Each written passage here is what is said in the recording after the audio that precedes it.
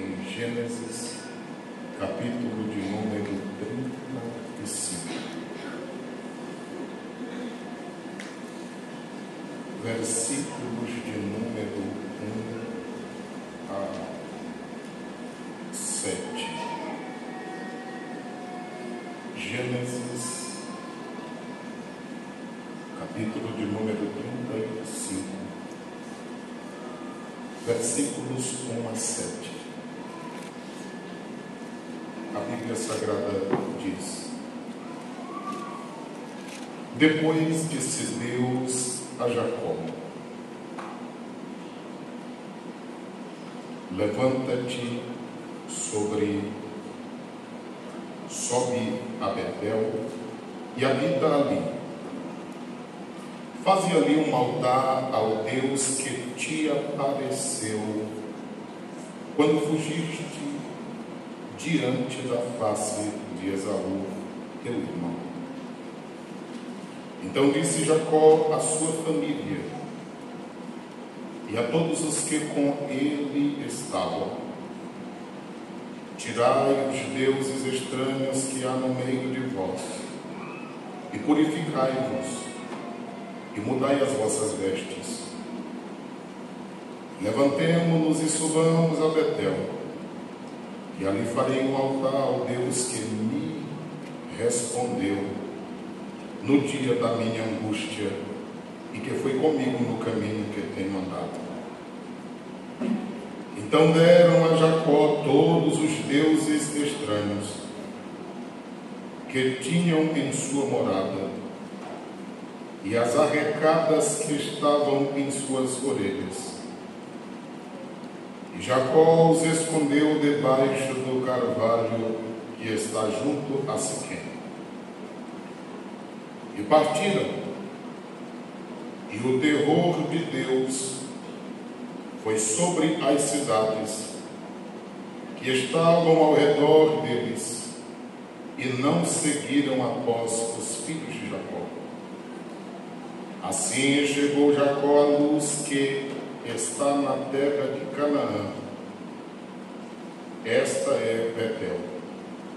Ele e todo o povo que com ele havia. E edificou ali um altar e chamou aquele lugar Betel, porquanto Deus ali se lhe tinha manifestado, quando fugia diante da face de seu irmão. Amém. Olhando para esse texto da Bíblia Sagrada,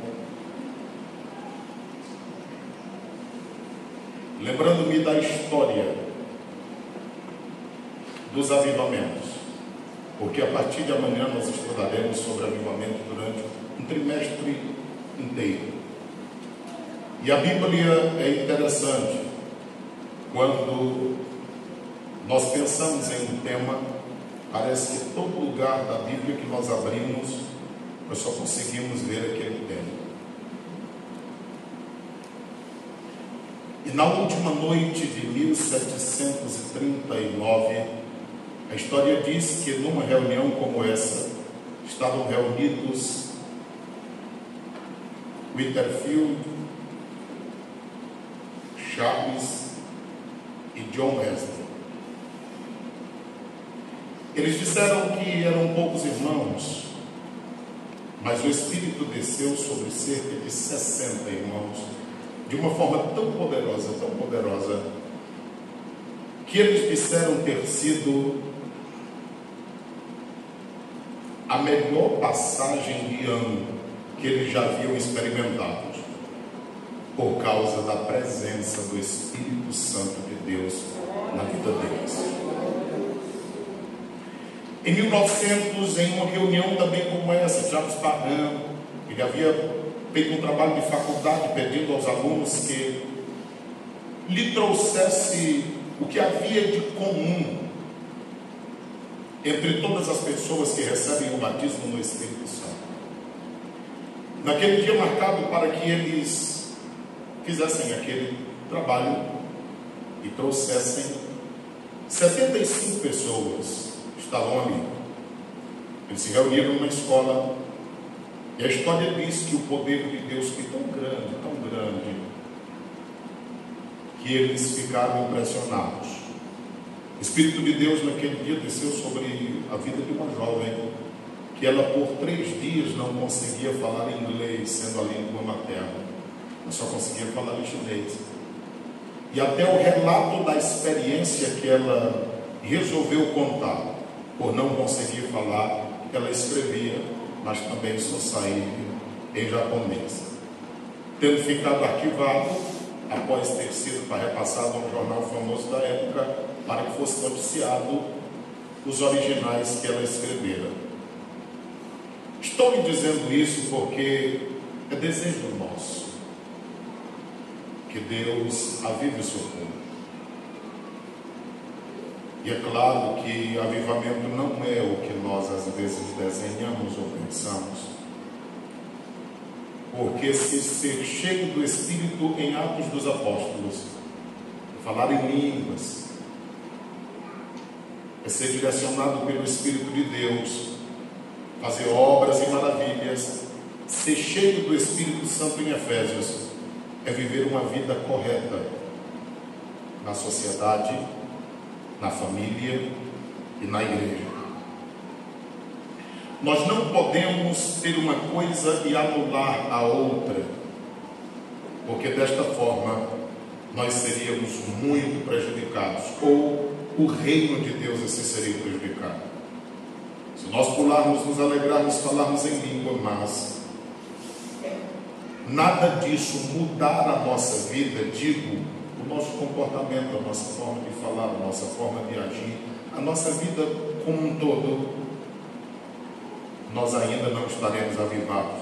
Nós tivemos uma emoção momentânea. O avivamento genuíno e verdadeiro é aquele que a nossa vida muda para melhor. E as pessoas olham para nós e conseguem ver que Cristo fez alguma coisa em nós. Dito isto, eu olho para esse texto e me vem à mente um tema assim: modelo bíblico de avivamento. Modelo bíblico de avivamento. As igrejas pentecostais, elas são criticadas, porque às vezes em um culto, no momento dessa manifestação espiritual, hoje em dia, muito especialmente, todas as pessoas publicam tudo, e às vezes naquele momento, momentos fervorosos também são publicados, e até líderes de igrejas neopentecostais, por interpretarem a Bíblia Sagrada de uma forma errada, às vezes criticam essas coisas. Motivos pelos quais eu só peço que tudo que seja publicado dos nossos cultos a Deus seja exatamente os louvores e a ministração da palavra, tendo em vista que estes podem abençoar a muito.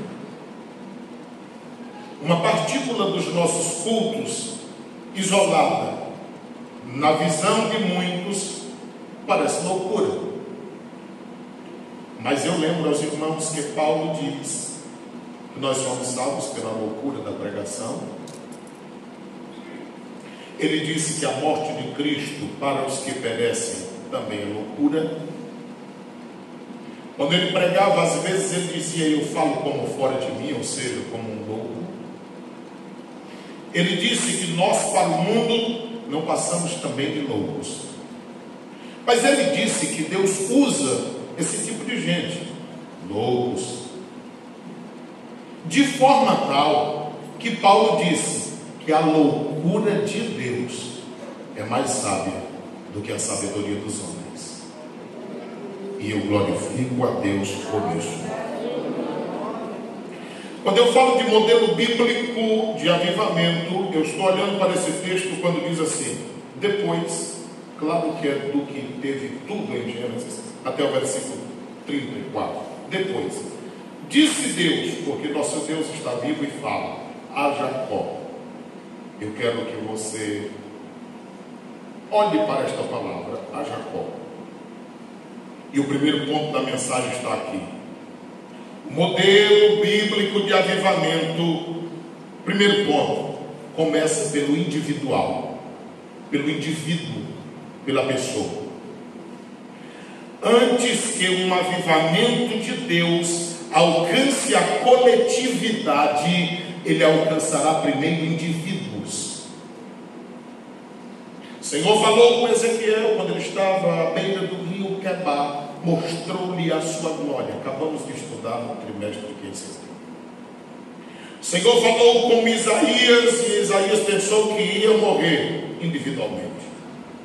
A Bíblia diz que no caminho de Damasco, Paulo estava indo perseguir a igreja de Cristo. De repente, uma luz do céu, ao meio-dia, resplandeceu. Mas Paulo diz que a luz era muito mais forte do que a luz do sol, de tal forma que ele ficou cego por 3 dias. Não comeu nem bebeu, mas orou todos aqueles 3 dias. Paulo caiu em terra, diz-nos o texto, mas ele levantou para melhor.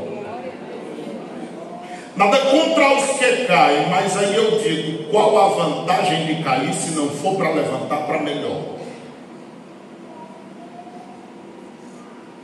Outra vez a Bíblia diz lá no Gênesis que Jacó, a palavra veio a ele dizendo: levanta-te, sobe a Betel, habita ali, porque não adianta ir só de quando em vez em Betel se não habitar. E aí também não adianta abrir a Bíblia em Salmo 91 e dizer: aquele que habita no esconderijo do Altíssimo, a sombra do Onipotente descansará, e achar que porque leu ou conhece esse texto, assim será abençoado, porque é necessário habitar, é necessário ficar ali, é necessário por toda a vida estar à sombra do Onipotente. É impossível nós apenas em um momento querermos definir toda a nossa vida espiritual. É o último dia do ano. Mas o que será do restante dos dias que já vão começar? Faze ali um altar ao Deus que te apareceu quando fugiste de diante da face de teu irmão. Observe que um indivíduo, quando ele é alcançado por Deus, ele tem pelo menos 2 atitudes. Uma, de ouvir Deus. Segundo, de agir com relação àquilo que de Deus ouviu. O problema é que nós ouvimos muito de Deus e da sua palavra, mas nada fazemos para que mudemos. E só ouvir e nunca mudar, nós acabaremos por nos tornar insensíveis, ao ponto de que nós nem mais ouvir iremos. Não me fale de avivamento sem que antes, indivíduo por indivíduo, não tenha um contato pessoal com Deus. É impossível.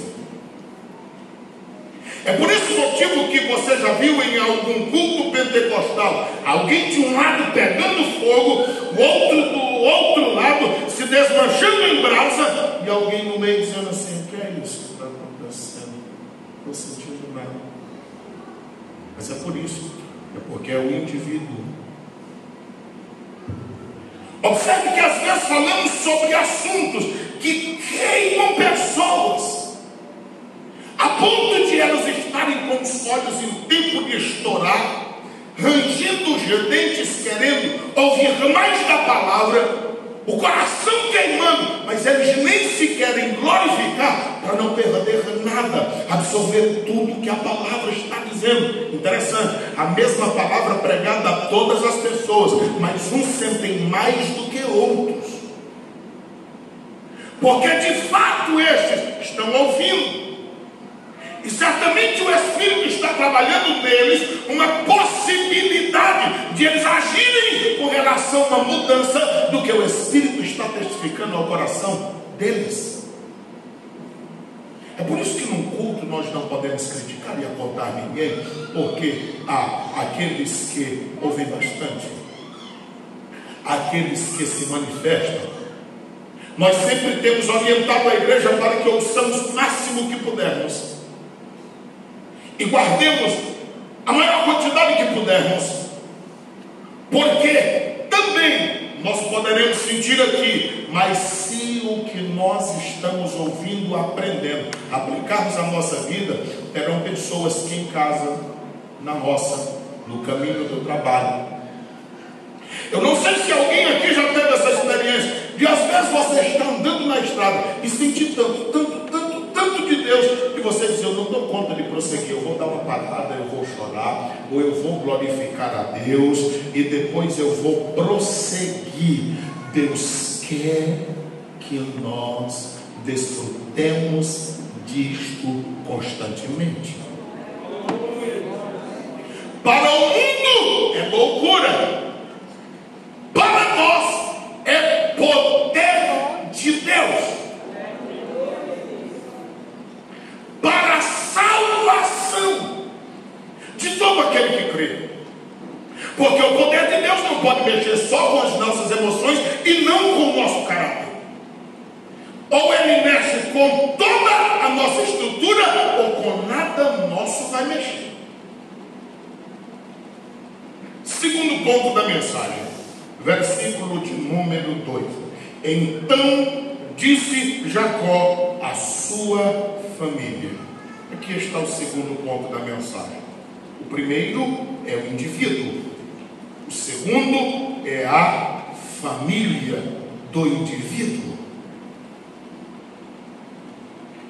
É impossível um avivamento alcançar o povo de Deus se não alcançar indivíduo por indivíduo, e esse indivíduo repassar aquilo pelo qual por Deus foi alcançado e buscar alcançar a família.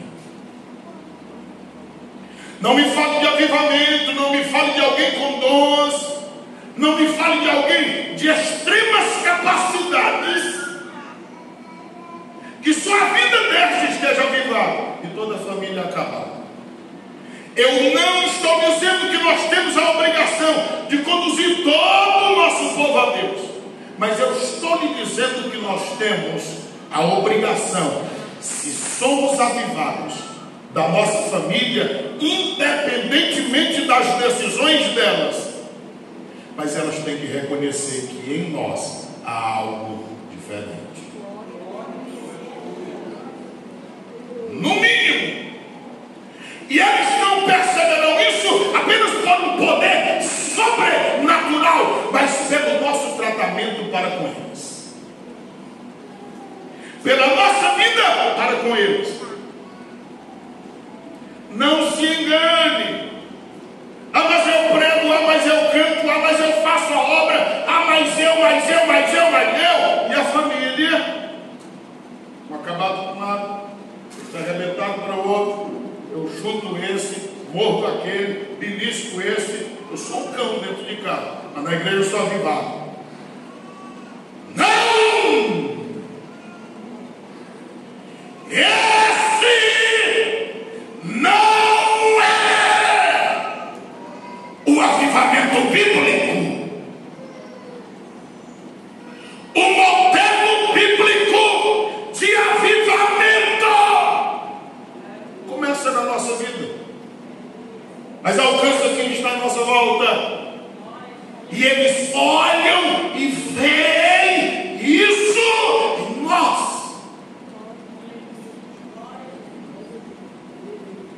E não existe indivíduo avivado que alguém esteja em sua volta querendo mesmo que ele diga: não tenha tempo.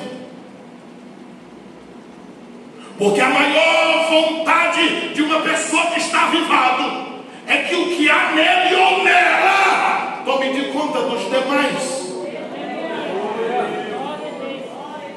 Moisés estava tão avivado que em Números, capítulo de número 11, a Bíblia Sagrada diz que Deus disse: Moisés, tu tem tanto avivamento que eu quero distribuir com o povo que trabalha contigo, para que eles também sejam uma bênção.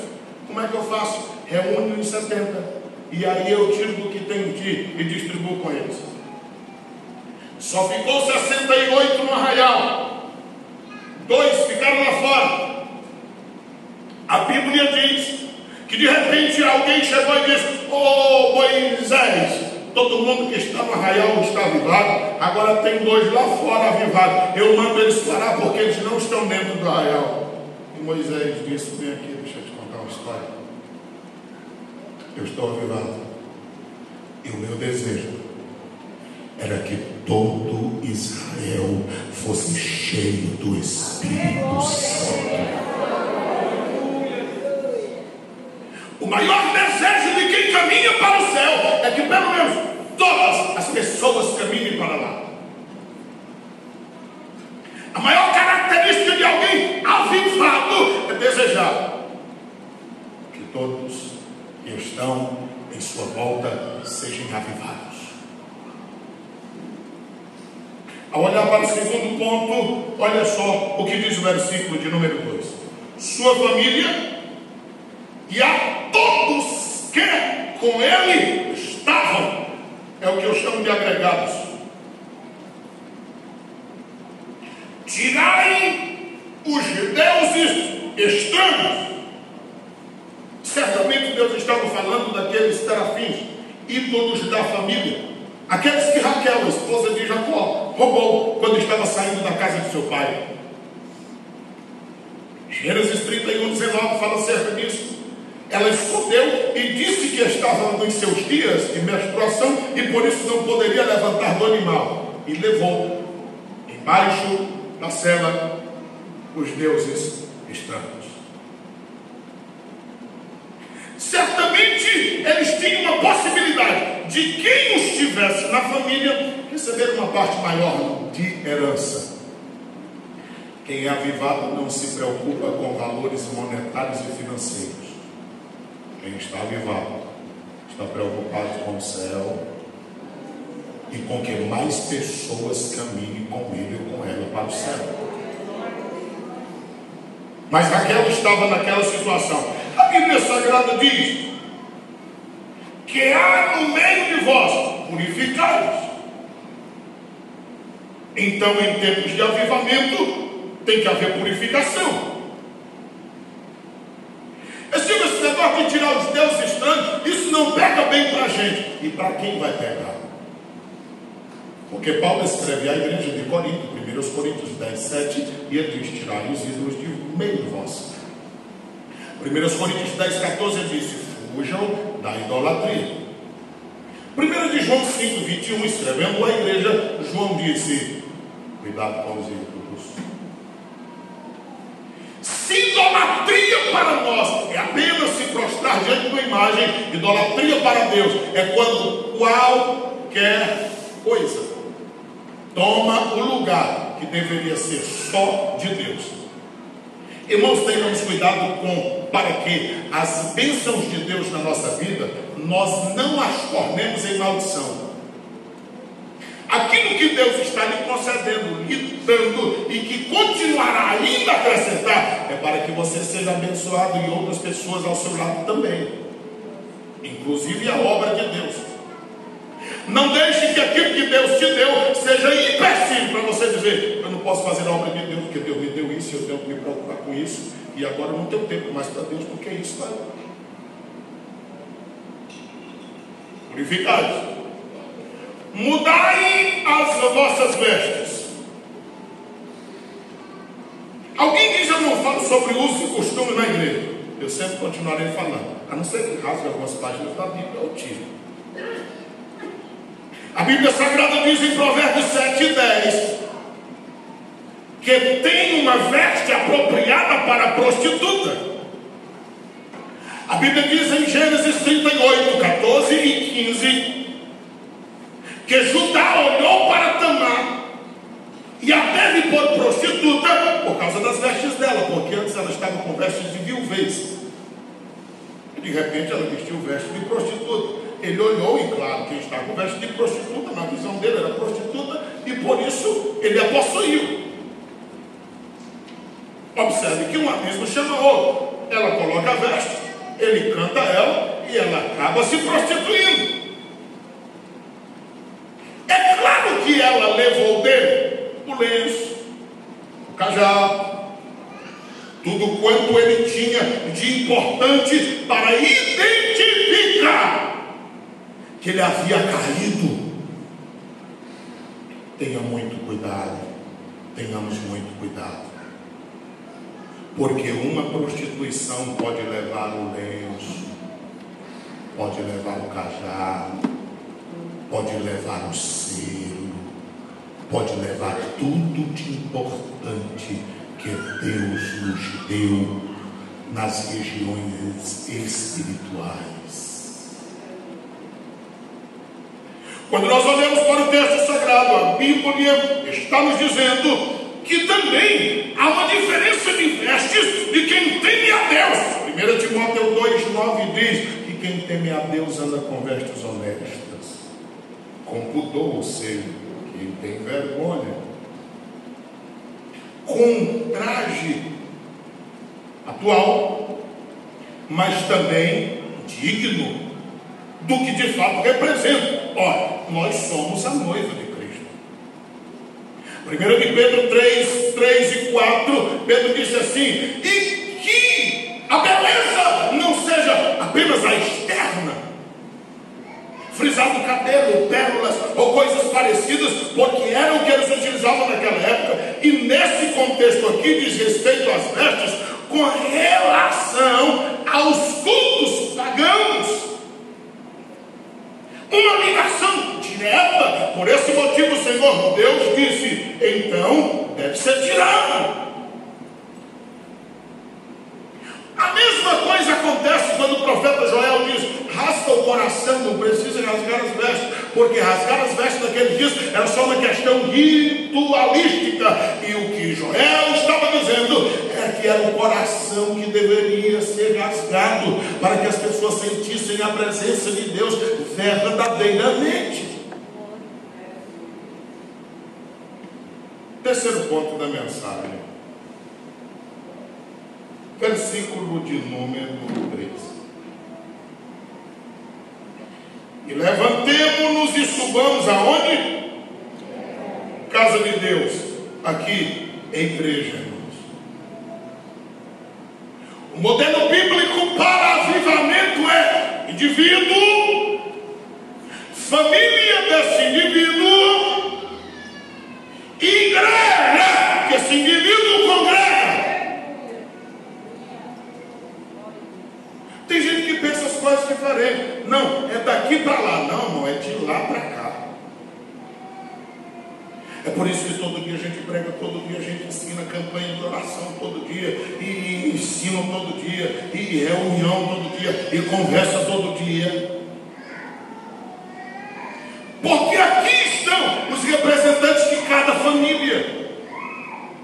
Se essa palavra entrar em nós, se essa palavra trabalhar em nós, se essa palavra nos transformar, nós sairemos convictos de que essa palavra é a palavra da verdade, e nós sairemos para os nossos lares com a mesma mensagem que temos ouvido e que tem mudado a nossa vida, para dizer aos nossos, por mais que às vezes pareçam-nos antipáticos, enfadonhos e repetitivos, mas se eu estou avivado, eu quero que todos estejam avivados à minha volta.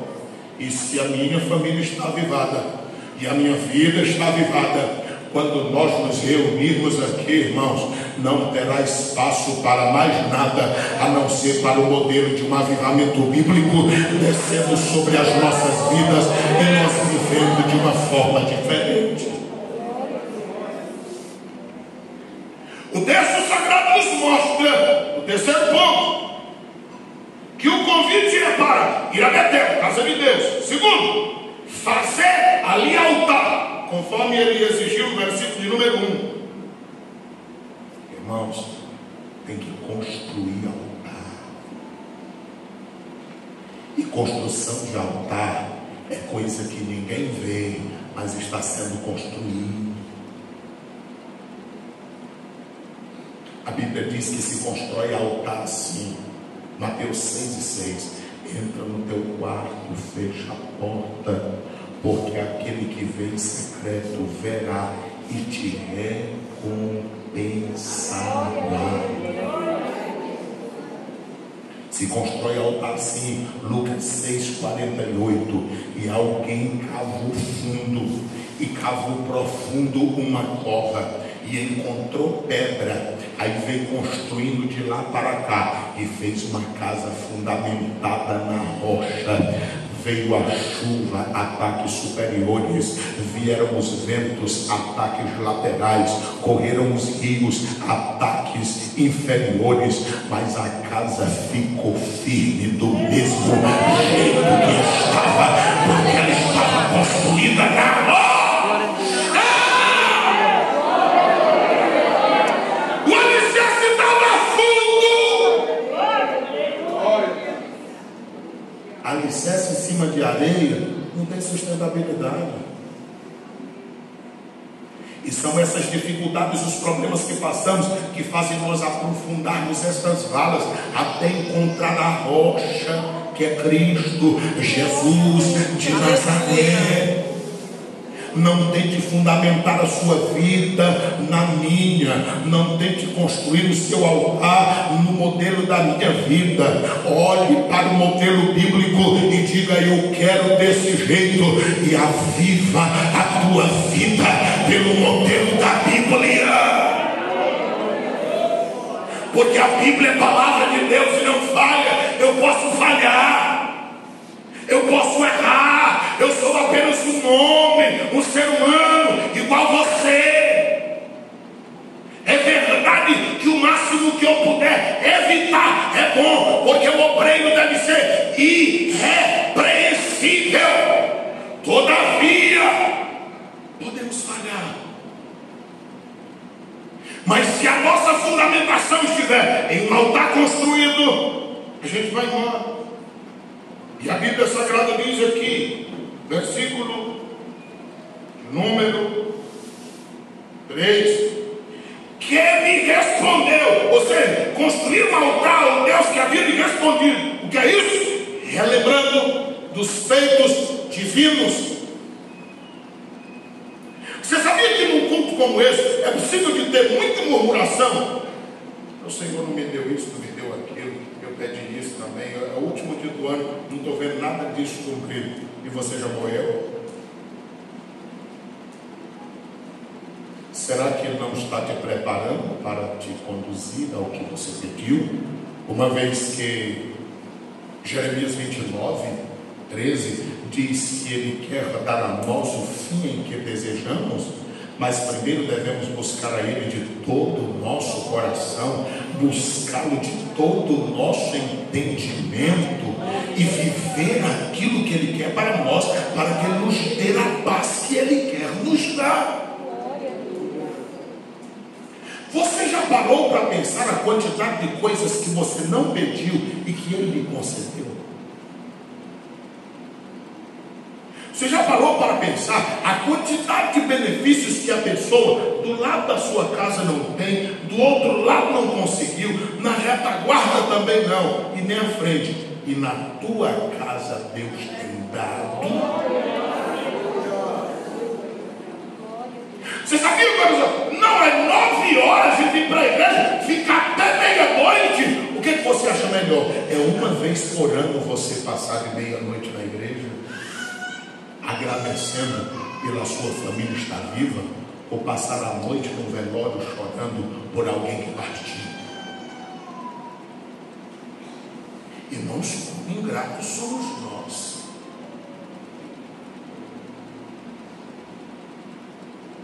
O tempo já está encerrando.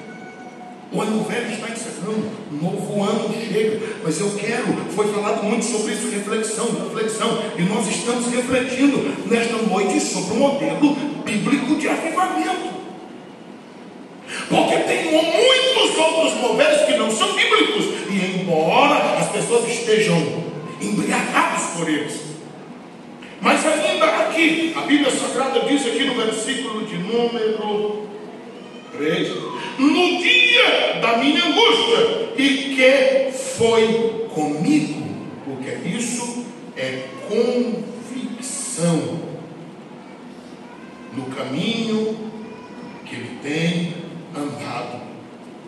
que é isso tudo, irmãos? Olha para o versículo 4. Então deram a Jacó todos os deuses estranhos. Sabe o que é isso? É convicção do pecado. O que foi que Jacó fez? Ele falou no versículo 2, confrontando a família dele e confrontando pela palavra de Deus, conforme ele havia recebido no versículo de número 1. Ele lança o convite no versículo 3 do que eles deveriam fazer, ir à casa do Senhor e tomar um posicionamento diante de Deus.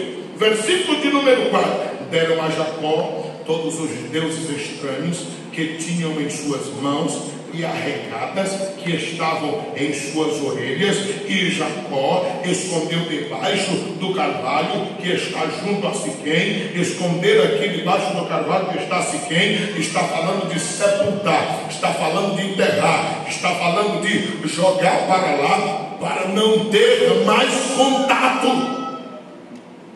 O que é isso? É o que eu chamo de convicção de pecado. Não me fale de avivamento sem que mostre-nos a nossa condição de erro, de pecado, de falha. Não existe uma só pessoa verdadeiramente avivada que não reconheça suas falhas, seus erros, seus fracassos, a sua condição. Ora, a Bíblia diz em Hebreus 12, 22 a 24, que Moisés, quando teve aquele contato com a sarça, a Bíblia diz que ele se tremia todo. O rei, eu não estou dizendo que ele foi avivado, mas em Daniel 5, a Bíblia diz que o rei viu uns dedos, não precisou de ver a mão completa, ele viu uns dedos que estavam escrevendo na parede. O texto diz, eram os dedos de uma mão. A mão é isso tudo? Os dedos da mão é apenas isso? Ele viu dedos de uma mão escrevendo na parede. A Bíblia diz que os lombos dele relaxaram e os joelhos batiam um no outro. Detalhe: ninguém na corte sabia o que significava. Foram falar com quem? Com alguém avivado. E chamaram Daniel. E Daniel era avivado, sabe por quê? Porque no capítulo 1, Daniel tem entre 14 e 17 anos. No capítulo de número 5, ele já é um ancião de 70 para mais anos. Continuava avivado. Porque que avivamento é esse? Eu pulo hoje e amanhã eu estou envolvido no primeiro fuxico que tem na igreja. Eu pulo hoje aqui, mas amanhã na carreata política também eu pulo. Eu pulo hoje aqui, mas amanhã eu vendo voto e compro voto e me corrompo e danço e... Espera aí. Daniel está avivado com 14 a 17 anos. No capítulo 2, o rei tem revelação de sonho, que o rei não lembra que sonho teve, e nem tampouco de revelação. Daniel já tem mais de 30 anos, continua avivado, e revela o sonho para ele, que é o mesmo que está no capítulo de número 7. No capítulo 4, ele fala de tudo que aconteceria, e no capítulo 5 ele diz: chegou! Pesado foste na balança e achado foste em falta. Daniel é tão avivado que no capítulo 6 ele já tem de 80 para frente. Já era um ancião. Daniel fica sem orar um dia. Olha, pelo tanto que ele já tinha de orar, dava para ele passar um dia sem orar. Ele disse: não posso. Mas se não buscar apenas os deuses da Babilônia e buscar outro Deus, vai para a cova dos leões. É mais fácil eu dormir uma noite com leões do que passar um dia sem falar com Deus, que tem me mantido avivado até aqui. Daniel não está falando em línguas estranhas, não está pulando, ele está na corte, auxiliando já do 5º rei para frente, mas ele prefere passar a noite com leões do que passar um dia sem falar com Deus. O que é isso? É uma vida avivada. passa a noite com leões, chega no outro dia e Daniel está vivinho. Os leões não estavam de pança cheia, porque quem levou Daniel foi lançado no dia seguinte, na hora que ele foi tirado. Eles não caíram no chão, os leões pegaram ele no ar, mas Daniel não entrou na cova só. Daniel entrou com o leão da tribo de Judá.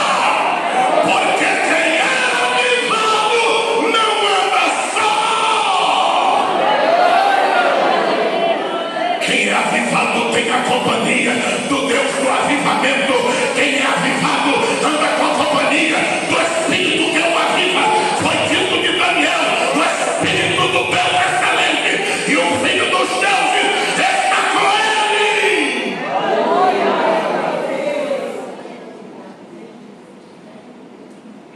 Avivamento que não gera convicção de pecado. Não me fale disso. Porque avivamento genuíno da convicção de pecado. O nosso problema é tão grande que a gente diz: eu entendo desse jeito, eu acho desse jeito, eu interpreto a Bíblia desse jeito. Eu quero ver é você ler a Bíblia e dizer: Senhor, mostra-me a tua vontade. Mostra-me o teu caminho. Diga para mim como é que o Senhor quer que eu ande. E daqui a pouco você verá assim: por que todo mundo pode fazer isso? Não é pecado e eu não consigo.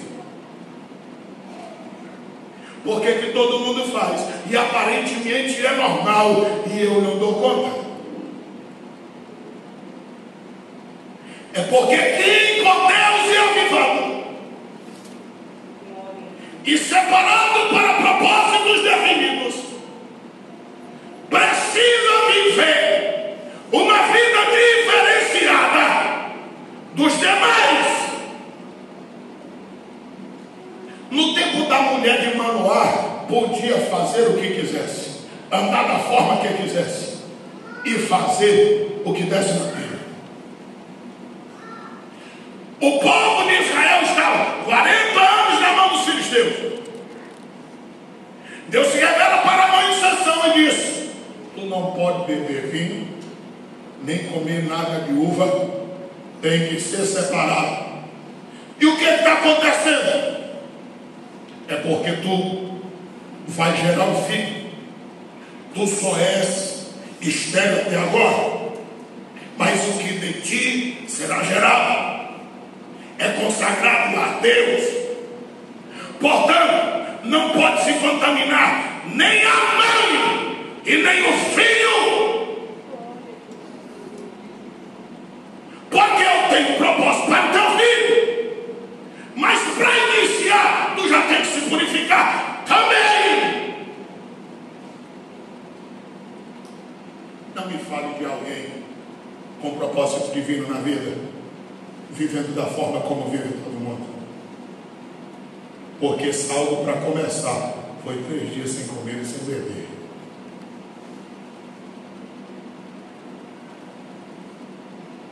Ele ficou tão perto de Deus que Deus disse assim: olha, está chegando o homem aí, o nome dele é Ananias.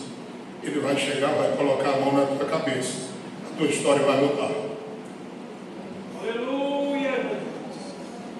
Ele vai para Ananias e diz assim: ô Ananias, vai visitar Paulo. Ah, Senhor, o senhor não sabe quem é ele. Ananias,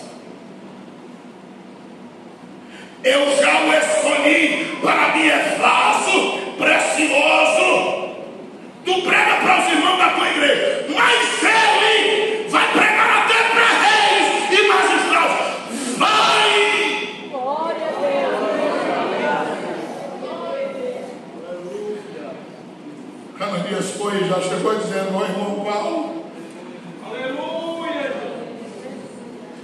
eu vim aqui pregar para ti, orar, porque aquele que te apareceu no caminho, oh, glória ao nome do Senhor Jesus, me mandou que eu viesse aqui e pôs as mãos sobre o homem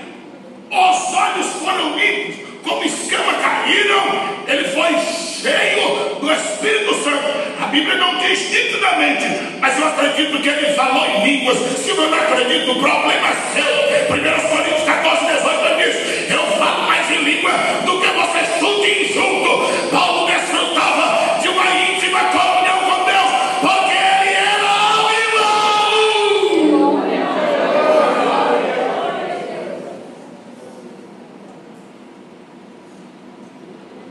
1 Coríntios 15, 31, 32, 33.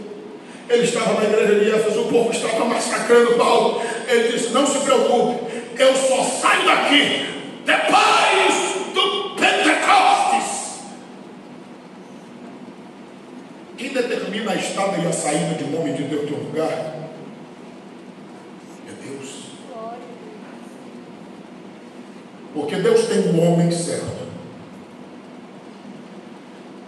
para o lugar certo, no tempo certo, para fazer a coisa certa. Se você está enfrentando o trabalho e acha que já está na hora do pastor me tirar, é 31 de dezembro, você não leu a Bíblia direito. 1 Timóteo 3:1, vou dizer para você de novo: fiel é esta palavra. Quem deseja o episcopado é excelente obra. Deseja? A Bíblia está dizendo que quem deseja trabalhar para Deus está desejando um excelente trabalho. Não é ficar sem fazer nada, é ter trabalho. Agora, só que o trabalho é excelente. No final da vida, a última carta que Paulo escreve, capítulo 4, versículo 7, ele diz: combati o bom combate. A obra é excelente, é trabalho, mas só que o trabalho é bom. Ele explica por que, do versículo 11 em diante. Ele diz: todos me deixaram, teve uns que me traíram. Mas ele disse assim: avisa a João Marcos para vir ter comigo, porque eu corrigi no ministério, só para ele aprender, lá em Atos capítulo 13, porque ele voltou. Mas ele já é útil para mim no ministério, capítulo de número 15. Ele diz assim: todos me deixaram. No meu primeiro julgamento, ninguém me assistiu. Oh, coisa linda que eu acho é ler quando Paulo diz assim: mas o Senhor não me abandonou,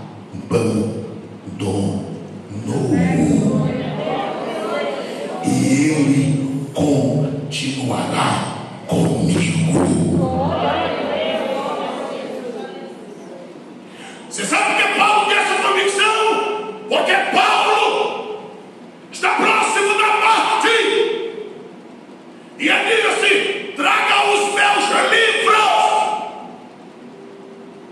O trabalhador da seara tem que ler, e muito, e orar também. Mas ele diz: traga também os pergaminhos. O que faz um velho numa masmorra? Conta-se de Paulo que ele era um homem baixo, corcunda, narigudo, careca, tinha muita feiura em cima de um homem só, mas ele era cheio do Espírito Santo de Deus, avivado era aquele homem. A sentença está chegando, mas ele quer Bíblia para ler, ele quer livros para ler, porque Bíblia alimenta da convicção. Vamos encerrar. Versículo de número 5. Se o indivíduo for avivado, se a família for avivada, se a igreja for avivada, versículo 5, e partiram, o terror de Deus foi sobre as cidades, plural. Quarto ponto da mensagem: outras regiões serão avivadas. Avivamento de Deus não fica parado. É por isso que uma das simbologias de avivamento é fogo. O Espírito é fogo, porque fogo acende, fogo ilumina, fogo aquece, fogo queima, fogo incendeia, fogo alastra, fogo destrói. Mas esse fogo aqui, ele também constrói e faz coisas inimagináveis.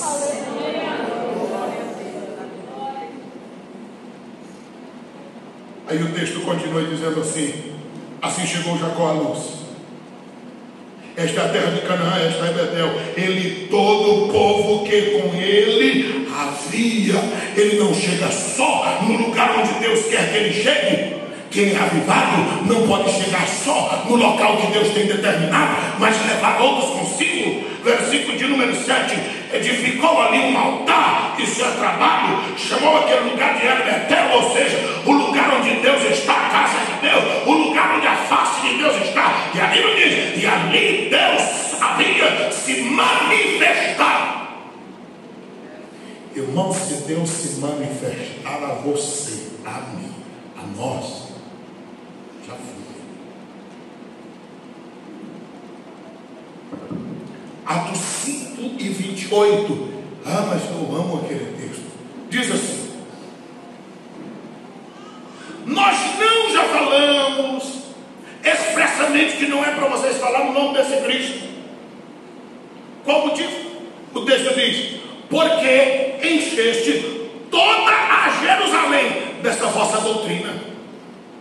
Olha, que coisa linda.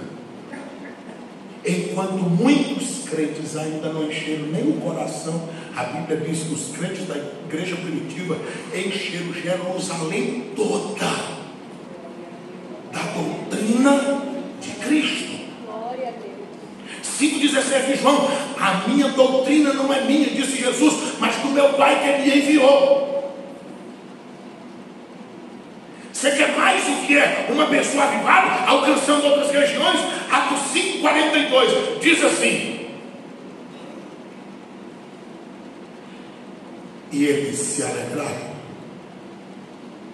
por terem sido achados dignos, a partir do versículo 40, de terem padecido pelo nome de nosso Senhor Jesus Cristo. Agora o 42. Eles não davam conta de parar. E todo dia, isso era de segunda a domingo, todo dia eles estavam nas casas e nos templos, nas casas e nos templos, nas casas e nos templos. Hoje em dia alguém quer estar avivado: não, eu já fui nas casas, não preciso ir para o templo. Não, eu não vou nas casas porque eu irei ao templo. Mas aquele povo era nas casas e nos templos, nas casas e nos templos, nas casas e nos templos. Sabe o que é isso? Modelo de avivamento bíblico. Primeiro, indivíduo. Deus quer avivar você. Deus quer avivar a mim. Deus quer avivar as nossas vidas. Segundo, famílias serão avivadas.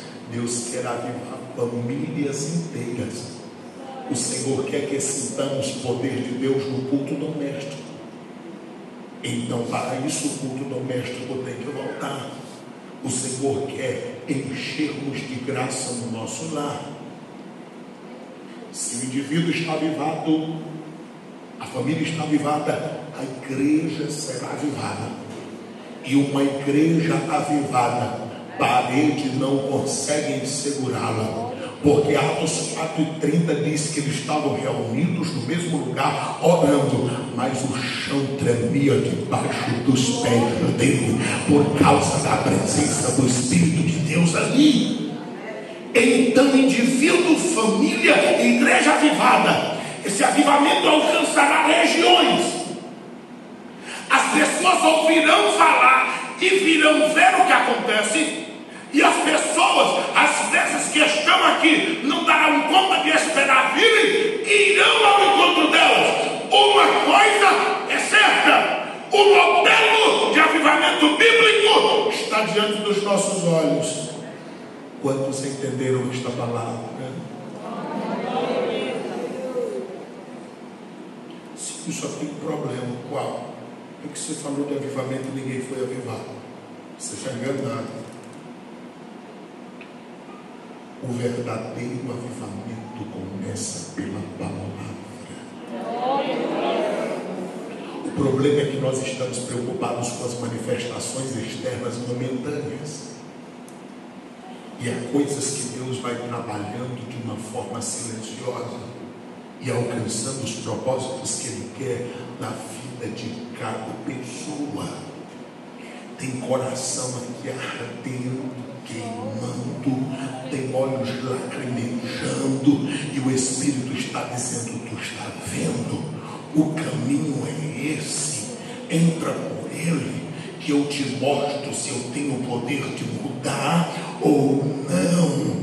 O caminho é esse, vai por ele, porque o ano está finalizando, mas eu não tenho apenas um ano novo para lhe dar, eu tenho uma nova experiência para partilhar com você.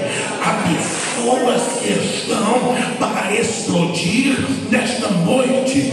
Essa é a testificação do Espírito de Deus que eu falei no princípio. A gente está no meio da multidão e parece-nos que nós somos como um peixe fora da água, porque nós sentimos o que os outros não sentem, nós ouvimos o que os outros não ouvem, e nós somos canalizados para rumos que os outros não são. Termina um culto desse, tem gente que diz: não vi vantagem, não sei onde leu, não sei o que pregou, ouvi muito, foi grito. Mas do outro lado tem alguém dizendo: eu nunca mais esquecerei aquela mensagem.